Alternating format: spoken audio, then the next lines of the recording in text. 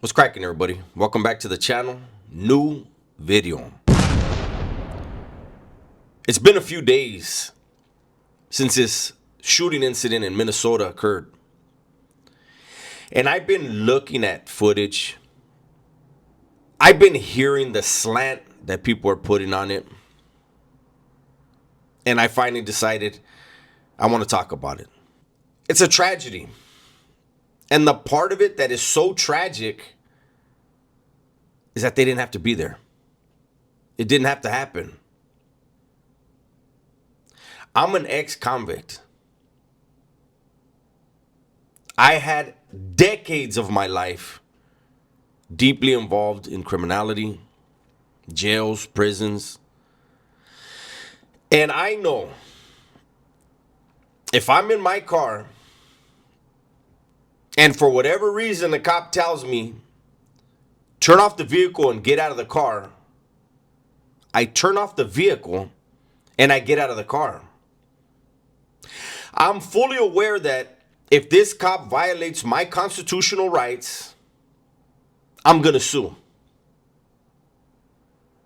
I also know that if I'm pulled over, I don't have anything in the car. I have nothing to worry about.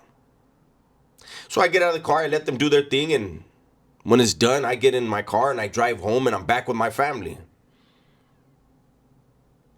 Literally 5 minutes ago, maybe 10,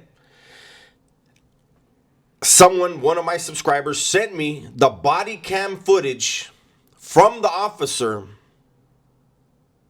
who shot the woman. He walks up. The driver looks at him and says, "Hey, I'm not mad at you." Even though she's parked on a slant blocking traffic, some of that traffic was ICE agent vehicles. She says, "I'm not mad at you." He doesn't say anything. He walks around the vehicle, looking at the vehicle. He looks at the license plate. As he's coming around the car towards the license plate, the driver's wife decides she wants to engage the agent.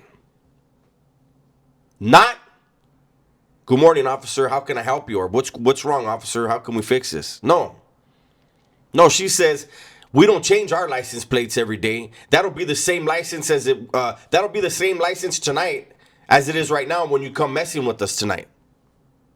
He doesn't engage. Walks around the vehicle. You can hear another agent tell the wife, "Get out of the car." That's when the wife, who's engaged verbally with the agent, she says something along the lines of, "If you plan on messing with us, you better pack a lunch." When she goes to get in the car, the agent walks to the front of the vehicle. You can clearly see the driver look at the officer, turn her head, and then punch it. And then you can hear the shots. The first shot you can see, and I'll probably put that picture up. I don't want to put any of the video up, but I'll probably put the picture up right now. The first shot hit the windshield, close to the side of the windshield, but obviously he was still in front of the vehicle. The other shots, I believe, went through the driver's side window. The wife told the agent to pack a lunch. And as ugly as it is to say, he packed a coffin. They didn't have to do this.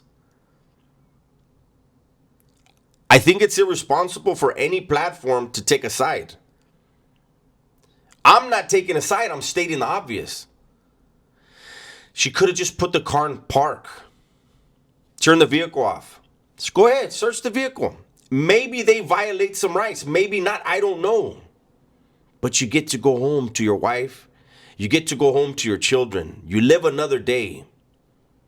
You made a memory. For whatever reason you needed to make that memory. But no one is going to be allowed to just gun a car at an agent, at a cop. And then you have to factor in that same agent was struck and dragged by a vehicle in 2025. I'm sure in his mind, he's like, not again. Split second, people are saying, well, couldn't he just shoot the tires out? If his training's that good, maybe. But if we factor in the PTSD that he may have from the incident that occurred last year, I don't know what his injuries were. I just don't understand why people, they think they're above the law.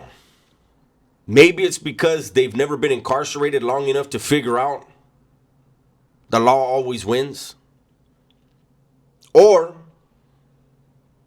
if you listen when they tell you stop, you get out of the vehicle, you let them do their thing. If they violate any law, again, the law always wins.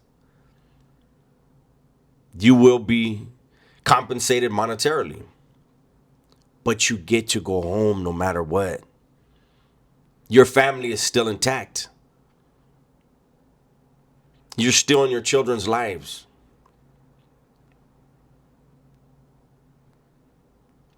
The wife has made statements, something along the lines of she blames herself for having her wife, the driver, go down there that day. That's something that the wife is going to have to live with and make sense of in her own mind, in her own heart. I wish nobody would have died that day. And hopefully this becomes a lesson. Unfortunately, it's human nature to not learn from the mistakes of others because everybody always thinks I'm smarter than that person until they're in the same situation with a similar outcome.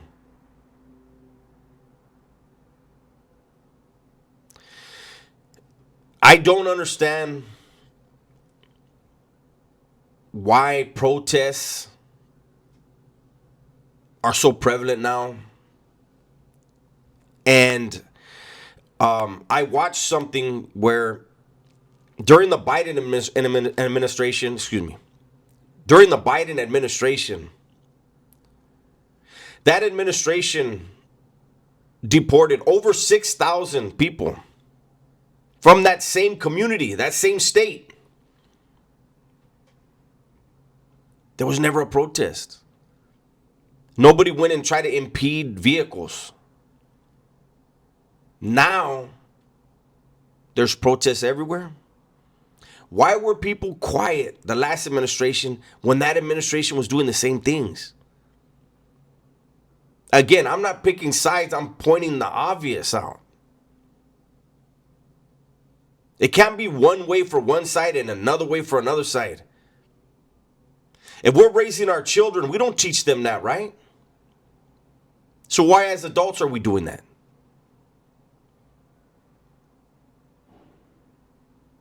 This is just my 2 cents, man. This tragedy should have never occurred and was easily avoidable. That's my video for today, man. Hopefully you guys enjoyed it. Everybody, please be safe, be smart, and tell the ones you love that you love them. I'm out of here.